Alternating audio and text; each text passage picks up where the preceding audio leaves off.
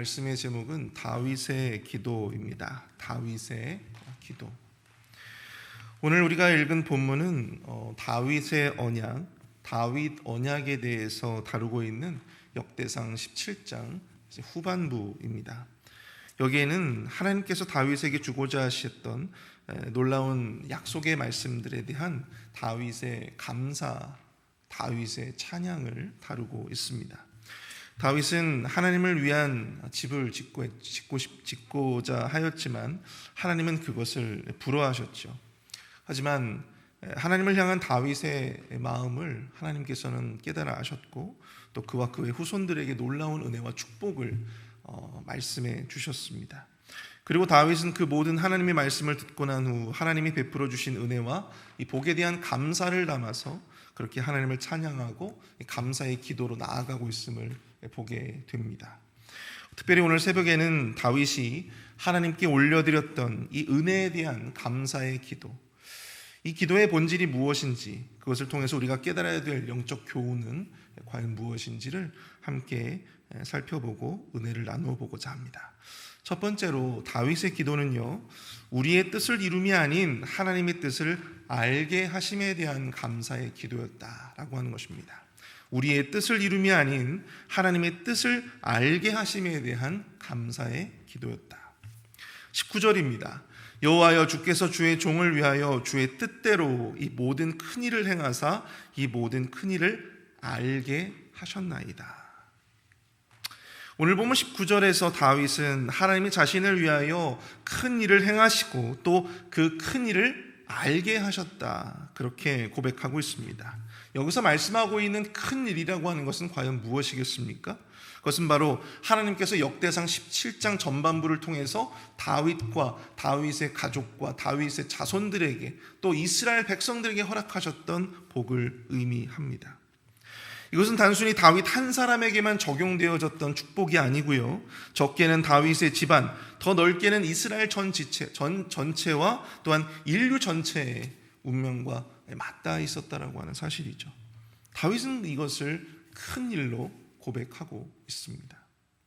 오늘 보면 16절에서 다윗이 고백하고 있는 것처럼 나는 누구이오며 내 집은 무엇이기에 나에게 이에 이르게 하셨나이까.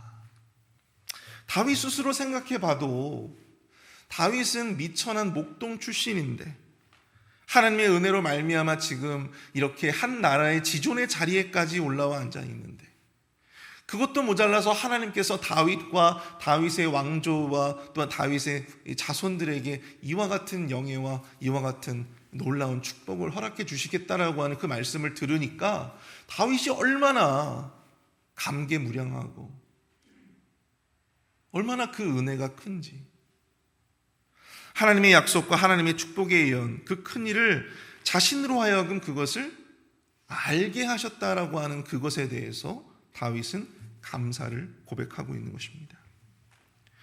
오늘 다윗이 고백하고 있는 이 은혜에 대한 감사의 기도, 그 첫 번째는요, 바로 자신을 향한 하나님의 뜻을 알게 하심에 대한 감사의 기도였다라고 하는 것을 우리가 주목해야 한다는 것이죠.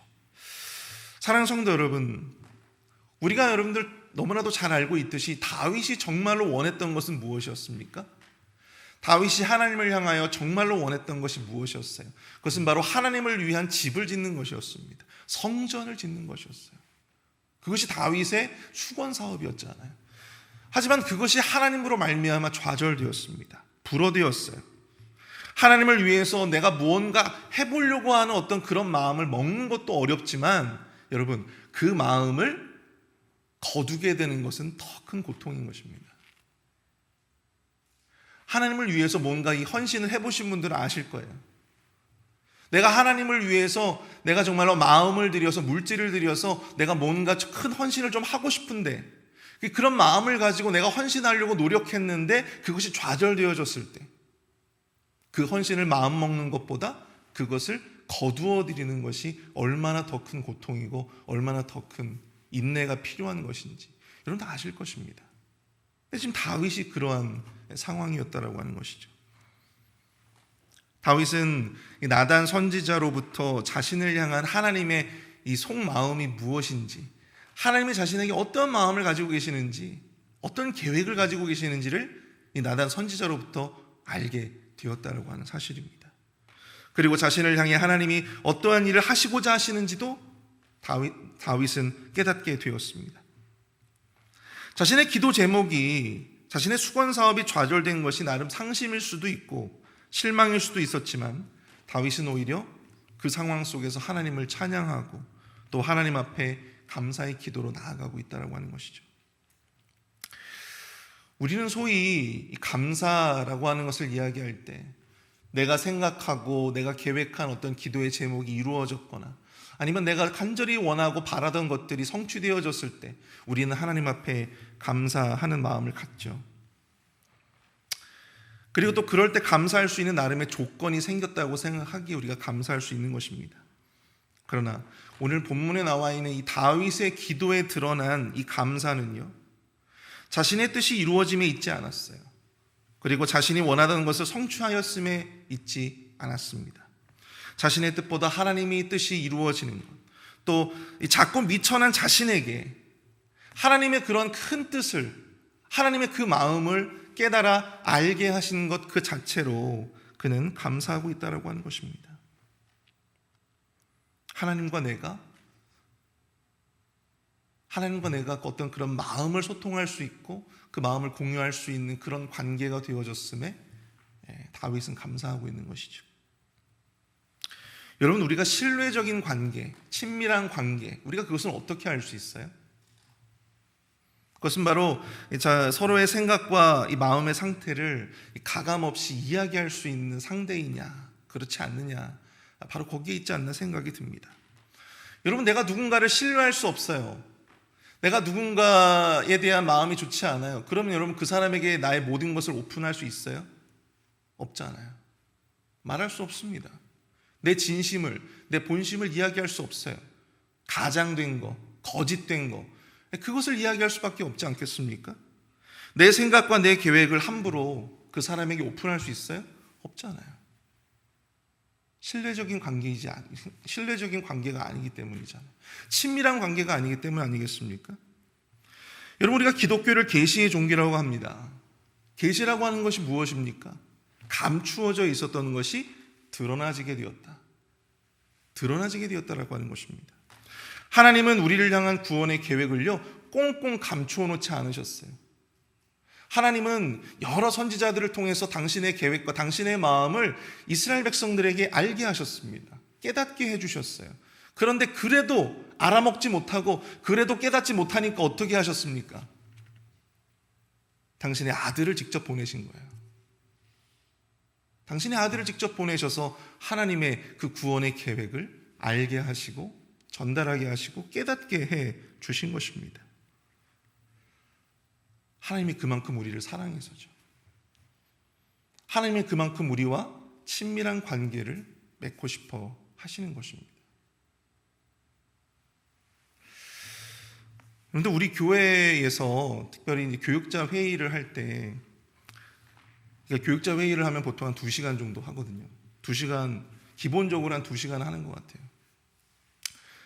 무슨 목사님들이 그렇게 이렇게 회의할 게 많다고 이렇게 2시간이 넘게 회의를 하느냐, 이렇게 생각하실 수도 있겠지만 거의 대부분의 교회 사역들을 위한 그런 회의입니다. 근데 중요한 것은 목사님께서 이 교회의 어떤 현안들이나 어떤 목사님이 가지고 계시는 어떤 생각들, 교회를 향한 여러 가지 생각들, 고민들, 이런 것들을 저희들에게 그것을 함께 오픈하시고 그것을 함께 나누는 자리예요. 그러니까 그 안에서 참 여러 가지 이야기들이 많이 나오죠. 근데 저희들이 사실 회의가 길다고 해서 그것이 저희에게 힘들고 어떤 불평이 되는 것이 아니라, 저희가 목사님과 그런 관계가 될 수 있다라고 하는 것에 감사할 수 있는 것이죠. 고민과 여러 가지 생각들을 서로 숨기지 않고 가감없이 오픈할 수 있는 그런 관계가 되었음에 감사할 수 있는 것입니다. 그런 신뢰적인 관계가 없다면, 관계가 이루어지지 않는다면 여러분 그렇게 할 수가 없겠죠. 여러분, 우리가 정말로 감사할 수 있는 것은 앞에서 내가 말씀드렸지만 하나님께서 우리에게 무언가를 해주시고 또 어떠한 응답을 해주시고 내가 원하는 내 뜻대로 내 기도대로 무언가를 응답해 주셨기 때문에 우리가 감사할 수 있는 것이 아니라 하나님께서 우리로 하여금 당신의 뜻을 깨닫게, 당신의 뜻을, 당신의 마음을 깨닫게 해주시는 여러 가지 어떤 은혜의 통로들을 우리를 위해서 예비해 주셨다라고 하는 것에 여러분들 감사하시는 저와 여러분 되실 수 있기를 축복합니다. 여러분, 하나님이 우리를 향한 당신의 뜻을 자꾸만 이렇게 감추시고 꽁꽁 숨겨놓으시고 하시다면 여러분 우리가 얼마나 답답하겠어요. 이 구원의 길이 뭔가 보여지지 않고 우리에게 오픈되어지지 않고 뭔가 하나님만이 알고 계시는 어떤 그런 비밀이라면 얼마나 그 구원의 길이 막막하겠습니까? 그런데 하나님께서 우리에게 그 모든 것을 오픈해 주셨다라고 하는 것이죠. 당신의 뜻을 우리가 말씀을 읽으면 여러분 우리가 하나님의 뜻을 얼마나 선명하게 잘 이해할 수 있고 담임 목사님의 말씀을 들으면서 우리는 얼마나 하나님의 말씀 가운데 깊이 들어갈 수가 있습니까? 깨닫게 해주시는 거예요. 우리가 어떻게 해야지 번영과 형통의 삶을 살 수 있는지, 축복된 삶을 살 수 있는지 그 길을 우리 하나님께서는 우리를 위해서 감추지 아니하시고 깨닫게 하시고 열어 놓으셨다라고 한 이 사실, 무엇보다 하나님이 당신의 그 큰 일을 알려주실 만한 그런 친밀한 관계로 우리를 이끌고 싶어 하신다라고 하는 사실을, 바로 그 사실에 여러분들 우리가 오히려 감사할 수 있는 저와 여러분들이 되실 수 있기를 축복합니다. 하나님과 우리가 그러한 친밀한 관계가 되었음에 감사할 수 있는 저와 여러분들이 되실 수 있기를 바랍니다. 두 번째로 다윗의 기도는요, 우리의 복된 미래를 단순히 소망하는 것이 아닌 확신하는 믿음의 기도였다라고 하는 사실입니다. 다윗의 기도는요, 복된 미래를 단순히 소망하고 바라는 것이 아니라 확신하는 믿음의 기도였다. 27절을 보십시오. 이제 주께서 종의 왕조의 복을 주사 주 앞에 영원히 두시기를 기뻐하시나이다. 여호와여, 주께서 복을 주셨사오니 이 복을 영원히 누리리이다 하니라. 오늘 보면 27절은요, 다윗의 언약의 마지막 구절입니다. 다윗 언약의 마지막 구절인데요, 근데 이 똑같은 비슷한 구절이 사무엘하 7장 29절에도 동일한 내용이 기록되어져 있어요. 제가 읽어드리겠습니다. 사무엘하 7장 29절입니다. 이제 청하건대 종의 집에 복을 주사 주 앞에 영원히 있게 하옵소서. 주 여호와께서 말씀하셨사오니 주의 종의 집이 영원히 복을 받게 하옵소서 하니라. 여러분, 이 두 구절을 비교해서 한번 읽어보시길 바랍니다. 이 두 구절은 서로 같은 비슷한 의미를 담고 있지만 그 끝에 마무리는 미묘한 차이를 두고 있다고 하는 사실이에요. 오늘 보면 역대상 17장 27절은요, 이 복을 영원히 누리리이다, 이 복을 영원히 누리리이다 하는 어떤 그런 믿음의 고백이 담겨져 있어요. 그런데 사무엘하 7장 29절은요, 영원히 복을 받게 하옵소서, 어떤 기대와 어떤 간구를 담아서 이렇게 이야기하고 있다고 하는 것입니다. 사무엘하의 말씀은 다윗 언약의 성취에 대한 어떤 소망과 기대, 간구, 이것을 담고 있는 반면 오늘 본문은요, 다윗 언약의 성취에 대한 보다 확신이 들어가 있다고 하는 것입니다. 내가 그것을 누리겠다라고 하는 의지가 담겨져 있다고 하는 사실이에요. 하나님은 단지 말씀의 언약을 주신 것이지만 하나님은 단지 다윗에게 그냥 말씀을 주신 거잖아요. 다윗에게 그 약속의 말씀이 아직 성취되는 것은 아니잖아요. 그럼에도 불구하고 다윗은 그것을 어떻게 받아들였냐면, 주께서 복을 주셨사오니 이 복을 내가 영원히 누릴 것입니다. 누리겠습니다. 그런 믿음의 고백으로 나아가고 있는 것입니다. 아직 그 구체적인 어떤 복을 가시화해서 우리에게 이미 주신 것도 아닌데 그 말씀만 듣고도 그것을 누리겠다, 말씀만 듣고도 그것을 내가 누리겠다라고 하는 그런 호기로운 믿음의 표현이 지금 이 27절에 담겨져 있는 것입니다. 여러분들 히브리서 11장 1절의 말씀을 다 아시죠? 믿음은 바라는 것들의 실상이요 보이지 않는 것들의 증거다. 여러분, 믿음이라고 하는 것을 곰곰이 생각해 보면 믿음은 단지 미래를 바라는 것이 아니다라고 하는 것을 알 수 있습니다. 오히려 현재 그것의 실상을 내가 누리는, 그것이 진정한 믿음이라고 하는 것이죠. 그리스도인은 하나님의 약속을 바라만 보는 자가 아니라고 하는 사실입니다. 진정한 그리스도인은 약속의 성취 안에서 이미 현재 지금 이 순간 나의 삶을 살고 있는 사람들의 삶인 것이죠. 다음 달에 제 계좌에 모두 합해서 270만 불이 들어오게 되어져 있습니다. 다음 달 이제 5일에 들어오게 될 것 같아요. 제가 그 사실을, 그 정보를 제가 이미 알고 있어요. 그 돈이 제 계좌에 들어올 때까지 제가 정말로 기도하면서, 정말 감사하면서 그렇게 기다리기만 할까요, 여러분들? 제가 그것을 정말로 믿는다면, 제가 다음 달에 270만 불이 제 계좌에 들어온다라고 하는 사실을 제가 정말로 믿는다면, 여러분, 제가 그냥 기다리고만 있을까요? 어떻게 하겠습니까? 당장 이번 주에 제가 이제 11조를 내야죠. 11조를 내고, 그리고 11조뿐만 아니라 제가 큰 집도 이제 계약을 할 겁니다, 이번 주에. 그리고 테슬라, 제가 사고 싶어 하는 테슬라 이 차도 한 2대 정도 사게 될 것 같아요. 여러분, 기다리지 않아요.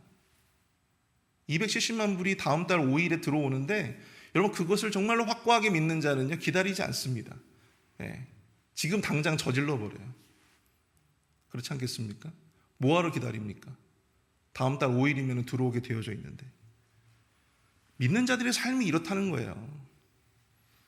하나님의 약속을 단지 기대만 하고 바라만 보는 자들이 아니라 그 약속을 가지고 오늘 하루를 살아가는 사람들이 진정 믿음이 있는, 믿음의 그리스도인들의 삶의 모습이라고 하는 사실입니다. 그것이 바로 하나님의 은혜와 복을 누리는 자들의 모습이다라고 하는 것이죠. 복음을 누리고 영생의 복을 누리는 것, 천국을 누리는 것도 마찬가지입니다.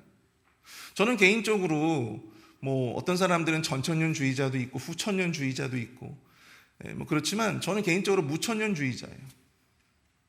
천국은 미래에 오는 것이 아닙니다. 우리는 천국은 미래에 죽어서 우리가 가는 곳으로 생각하지만 천국은 이미 지금 이 순간 여러분들이 지금 살고 있어요. 예수 그리스도가 이 땅에 오신 순간부터 천국은 이미 시작되었고 또 천국은 지금도 진행 중입니다. 죽어서 경험하는 것이 아닙니다. 천국이라고 하는 것, 하나님이 우리를 위해서 열어놓은 그 영생의 복이라고 하는 것은 여러분 죽어서 우리가 경험하는 것이 아니라 지금 이 순간 우리의 삶을 통해서 경험되어지고 있는 거예요. 중요한 것은 이것을 깨닫느냐, 보느냐, 보지 못하느냐, 거기에 달려져 있는 것이죠. 아이들의 동화 가운데 그 핑크 대왕 펄시라고 하는 그러한 작품이 있습니다. 핑크 대왕 펄시. 근데 이 대왕이 여러분들 핑크색을 너무 좋아해요. 그래서 자신이 입는 옷도 또 왕궁에 있는 모든 기물들도 다 핑크색으로 바꿨어요. 심지어 자신이 통치하는 나라의 모든 것들을 다 핑크색으로 바꾸라는 명령을 내립니다. 그런데 문제는 바로 하늘이었어요. 세상의 모든 것들은 핑크색으로 바꿀 수 있었지만 이 하늘을 핑크색으로 바꾸는 것은 어려웠다라고 하는 것이죠. 불가능했다라고 하는 것이죠. 그래서 고민을 거듭하고 있었는데 한 신하가 그에게 안경 하나를 갖다 줍니다. 근데 그 안경이 무슨 색깔이었냐면 바로 핑크색이었어요. 그 핑크색 안경을 끼고 세상을 보니까 모든 것이 다 핑크색으로 보이는 거예요. 심지어는 자신이 바꿀 수 없다라고 생각되어졌던 하늘조차도 핑크색으로 보이는 것이죠. 그때부터 그는 세상의 모든 것을 핑크색으로 바꾸려고 노력하지 않았습니다. 그저 안경을 썼을 뿐이었어요. 우리가 세상을 과연 어떻게 보느냐? 우리가 천국을 어떻게 바라보느냐? 그것에 따라서 우리는 그렇게 세상이 보여지고 그렇게 천국이 보여지는 것입니다. 아무리 오래 신앙생활을 했어도 세상을 하나님이 나에게 베풀어 주신 어떤 은혜와 축복의 장이라고 여기면서 살지 못한다면, 그러한 영적인 시각이 없다면 여러분, 우리는 신앙생활을 오래 했건 오래 하지 못했건과 상관없이 우리는 지금 이 하루를 지옥과 같은 삶을 살고 있는 것입니다. 이미 내 인생에 하나님께서 큰 은혜와 축복을 주셨고 이미 천국이 내 인생 가운데 열려져 있다는 영적인 시각이 없다면 우리는 신앙생활 상관없이 지옥과 같은 나날을 매일같이 보낼 수밖에 없는 거예요. 믿음을 가지고 보다 적극적으로 이 천국을 누리고자 하시는 저와 여러분들이 되실 수 있길 축복합니다. 믿음을 가지고 이미 우리에게 계획해 놓으셨던 그 하나님의 축복의 열매들을 우리 매일매일의 일상의 삶을 통해서 누리시는 저와 여러분들이 되실 수 있기를 축복합니다. 하나님이 현재 나의 삶을 천국으로 보게 하시고 나로 하여금 보게 하시고 그것을 누리게 하시는 것이죠. 다윗의 기도에는 바로 그러한 신학적인 관점이 녹아져 있다고 하는 것입니다. 하나님이 말씀하신 것이기 때문에, 하나님이 나에게 약속해 주신 것이기 때문에 이미 그 복은 나에게 이루어진 것이다. 그리고 나는 그것을 영원히 누리겠다. 바로 이 믿음의 고백, 이것이 진정 우리 그리스도인들이 가져야 할 믿음일 줄 믿습니다. 그리고 저와 여러분들이 가져야 할 믿음이 될 줄 믿습니다. 우리 시간 함께 말씀을 생각하시면서 기도하기 원하는데요, 다윗의 기도를 배우게 하여 주시고 우리의 소원, 우리의 뜻이 이루어지지 않아도 하나님의 뜻을 알게 하시고 또한 하나님과 그러한 친밀한 관계 안에 있음에 감사할 수 있는 우리의 삶이 되어지게 하여 주옵소서. 또 하나님이 우리에게 말씀하신 것을 믿음으로 누리며 살아갈 수 있는 영적인 시각을 허락하여 달라고 이 시간 함께 기도하도록 하겠습니다.